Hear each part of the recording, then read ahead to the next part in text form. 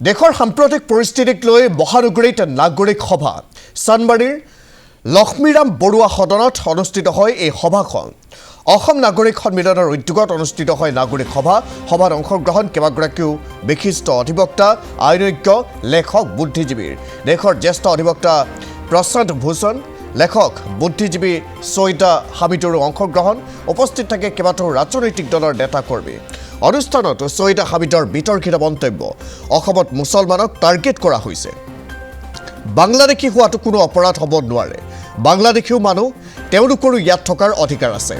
বাংলাদেশী হ'ল বুলিয়ে অত্যাচাৰ কৰিব নেকি অসমৰ মুখ্যমন্ত্ৰীয়ে মুছলমানৰ ওপৰত হোৱা অত্যাচাৰৰ ফল এদিন ভুগিব লাগিব বা পাব অসম চৰকাৰৰ স্থিতিক লৈ এই মন্তব্য কৰিছে লেখক সৈয়দা হামিদে মুখ্যমন্ত্ৰীয়ে তোলা অভিযোগৰ প্ৰত্যুত্তৰ দিলে জ্যেষ্ঠ অধিবক্তা প্ৰশান্ত ভূষণেও আমি পুনৰ এবাৰ উল্লেখ কৰিছোঁ কেইবাটাও বিতৰ্কিত মন্তব্য কৰিছে এই নাগৰিক সভাত দেশৰ সাম্প্ৰতিক পৰিস্থিতিক লৈ মহানগৰীত নাগৰিক সভাৰ আয়োজন কৰা হৈছিল চানমাৰীৰ লক্ষ্মীৰাম বৰুৱা সদনত অনুষ্ঠিত হয় এই সভাখন অসম নাগৰিক সন্মিলনৰ উদ্যোগত অনুষ্ঠিত হয় এই নাগৰিক সভাত অংশগ্ৰহণ কৰে কেইবাগৰাকীও বিশিষ্ট অধিবক্তা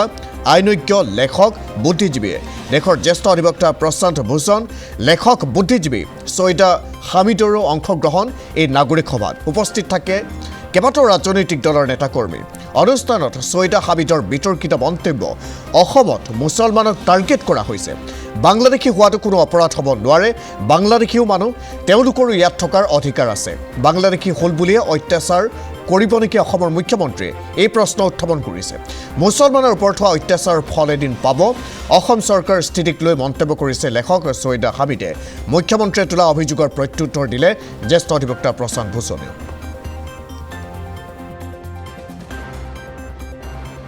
কালিৰ পৰা অসমত অশান্তি বিয়পাবলৈ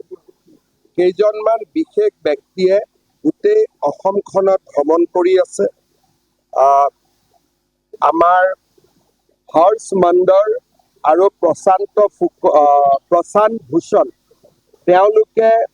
অসমৰ বিভিন্ন স্থানত গৈছে যোৱাকালিৰ পৰা আৰু আন এটা গ্ৰুপ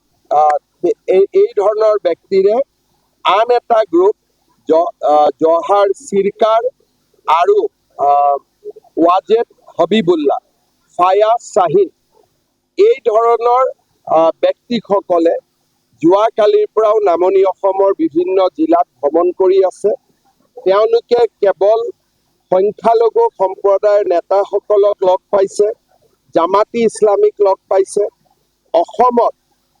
এটা অশান্তিৰ বাতাবৰণ বিয়পাবৰ কাৰণে NRCৰ সময়ত যেনেকৈ এই ব্যক্তিসমূহ অসমলৈ আহি NRCখন ফেইল কৰিছিলে তেনেকৈ আৰু এটা প্ৰচেষ্টা আৰম্ভ কৰিছে আমি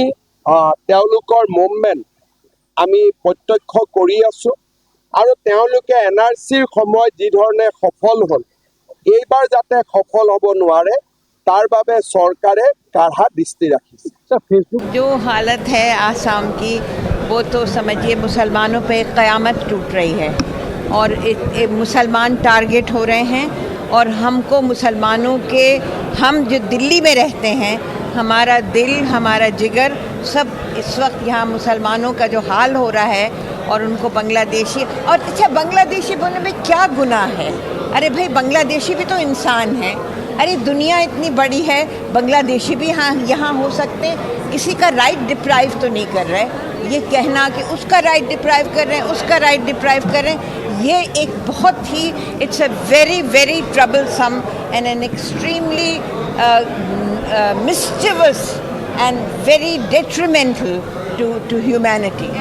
अरे इंसान हैं तो why can't human beings Allah ने ये धरती बनाई है इंसानों के लिए ये हैवानों के लिए तो नहीं बनाई है इंसानों के लिए बनाई है अरे एक इंसान अगर एक ज़मीन पे खड़ा है तो उसको इतनी बुरी तरह से उसको खदेड़ के और जो मैंने मेरे तो एरिया में मैं तो जामिया मिलिया इस्लामिया में रहती हूँ वहाँ दिल्ली में मेरे यहाँ बिल्कुल यही तोड़ फोड़ इविक्शन हो रहे हैं बिल्कुल ये जो ग्वालपाड़ा में हो रहा है वो जामिया में हो रहा है यानी एक तरह से एक क़यामत है मुसलमानों पे और हम सब हम हिंदुओं के भी हैं, हम क्रिश्चियंस के भी हैं, हम सिखों के भी हैं, हम मुसलमानों के भी हैं, और सबको कॉम्पोजिट कल्चर, गंगा जमनी तहजीब, हिंदुस्तान के कॉम्पोजिट कल्चर के लिए खड़ा होना है। अगर ये सरकार, समझिए ये एक कत्ले आम है, और अल्लाह ताला, भगवान, गुरु कभी कभी इसको माफ़ नहीं करेंगे। एक दिन ये क़यामत का सिलसिला ख़त्म होगा। बस। Former chief information commissioner Wajahat Habibullah, former member of the planning commission Syeda Hameed, former member of the Rajya Sabha Jawhar Sircar, former IAS officer mister Harsh Mander, और मैं जो सुप्रीम कोर्ट में प्रैक्टिस करता हूं, अगर हम लोग यहाँ आसाम में आकर देखना चाहते हैं कि यहाँ क्या हो रहा है, तो उससे किसी को क्या दिक्कत है? मुख्यमंत्री को क्या दिक्कत है? जाहिर है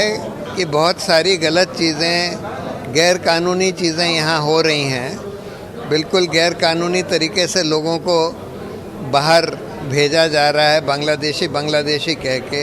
गैर कानूनी तरीके से लोगों के घर गिराए जा रहे हैं, लोगों की ज़मीन पर सरकार कब्ज़ा कर रही है, लोगों की ज़मीनों को अडानी वगैरह जैसे समूहों को दे रही है। तो इस आसाम में ये मुख्यमंत्री जो है हिंदुओं को और मुसलमानों को आपस में विभाजित करना चाहता है, और उसकी राजनीति इसी पर टिकी हुई है। और दूसरी बात, लोगों की भूमि, गरीब लोगों की भूमि छीन कर अपने बड़े बड़े पूंजीपति मित्रों को देना चाहता है, अडानी की तरह।